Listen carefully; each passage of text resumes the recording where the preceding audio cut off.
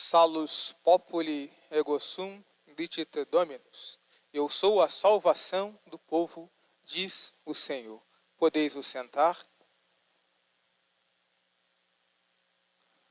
Amados irmãos, hoje, para nós, de um modo muito especial, a liturgia da nossa Santa Igreja fala para nós de algumas verdades essenciais que convém meditar. A estação da Santa Missa de hoje, que se dá nas igrejas de São Cosme e São Damião, fala para nós justamente da importância do cuidado para com a nossa saúde.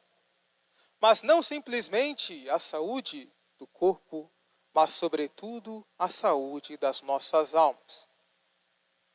Na leitura do livro do profeta Jeremias, nós vemos a repreensão que o Senhor manda Jeremias anunciar aos judeus, ao povo de Judá. O povo judeu se alegrava de ter na sua terra a posse do templo do verdadeiro Deus. E diante deste fato, eles não praticavam uma religião sincera.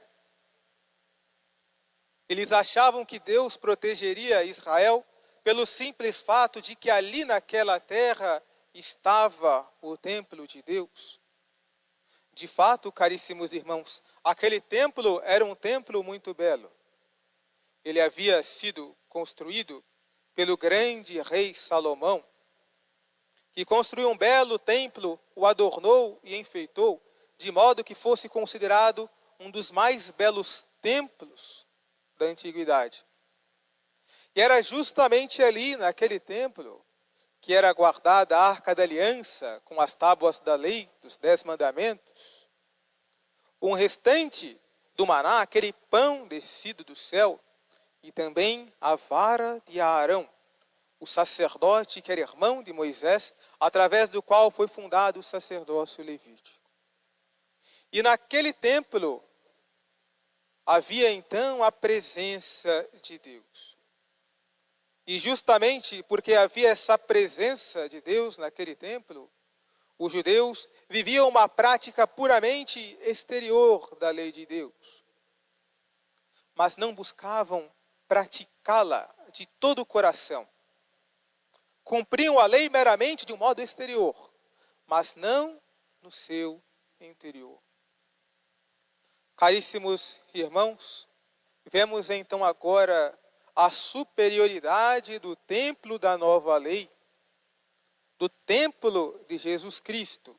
Estamos certamente num templo, estamos nesta igreja, e sabemos que enquanto no templo antigo havia uma vaga presença de Deus, no novo templo, que são as nossas igrejas, nós temos a presença real de nosso Senhor na Sagrada Eucaristia, na hóstia consagrada, que não é um símbolo da presença de Jesus, mas é o próprio Jesus no Santíssimo Sacramento para a vida das nossas almas.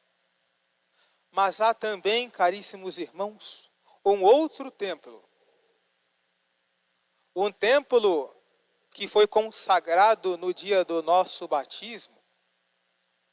E este novo templo, caríssimos irmãos, somos cada um de nós. Em virtude do santo batismo, recebemos nas nossas almas a presença da Santíssima Trindade, que vive em nós. O estado de graça, portanto, é a vida de Deus em nós. E se Deus habita em nós, os nossos corpos foram configurados, transformados em templos do Divino Espírito Santo, em templos da Santíssima Trindade. Mas se temos então a presença de Deus em nós, caríssimos irmãos, devemos tomar muito cuidado para conservar essa presença nas nossas almas. Para tanto, devemos viver uma vida digna de cristãos. Não basta, portanto, um cumprimento exterior da lei de Deus, dos mandamentos de Deus e dos mandamentos da igreja. Não, nós devemos viver também no nosso interior.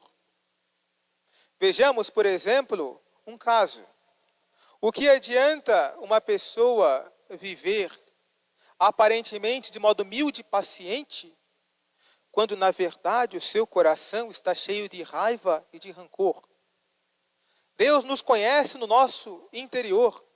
Ele lê os nossos pensamentos e os nossos corações. E quer de nós uma paciência vivida justamente, não só no exterior, mas também no nosso coração, nas nossas mentes, nas nossas almas.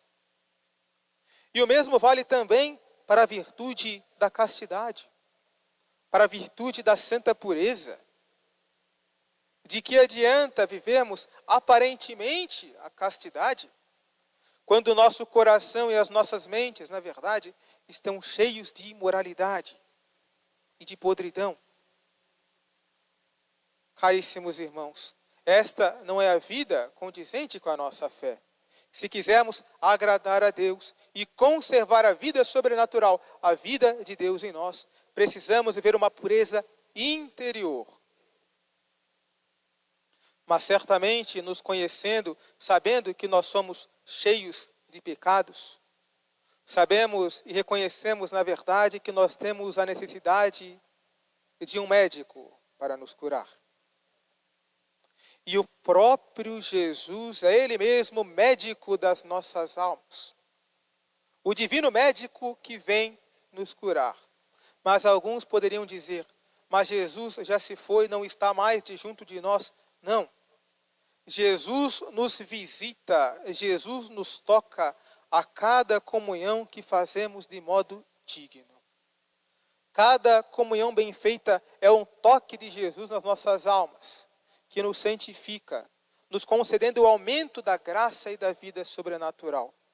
Peçamos então, caríssimos irmãos, que o bom Jesus possa nos curar a todos, nos fazendo esquecer os pecados passados para viver uma vida nova nele, uma vida nova em Cristo, sendo Ele próprio o médico e a nossa cura. Rezamos também hoje pela alma da senhora Alessi, estamos aqui também na presença dos seus familiares. Rezemos todos pelo sufrágio de sua alma, recordando que sempre o bom Jesus, que é o médico das nossas almas, é Ele próprio também a razão da nossa vida. Aqueles que viveram com Cristo, com Ele ressuscitarão. Aqueles que praticarem e viverem segundo os mandamentos de nosso Senhor, não conhecerão a morte. Mas a morte será para todos nós uma simples passagem que nos conduzirá à verdadeira vida junto de nosso Senhor, de Nossa Senhora e de todos os santos. Louvado seja nosso Senhor Jesus Cristo. Para sempre seja louvado. Querida Mãe Virgem Maria, Fazei que eu salve a minha alma.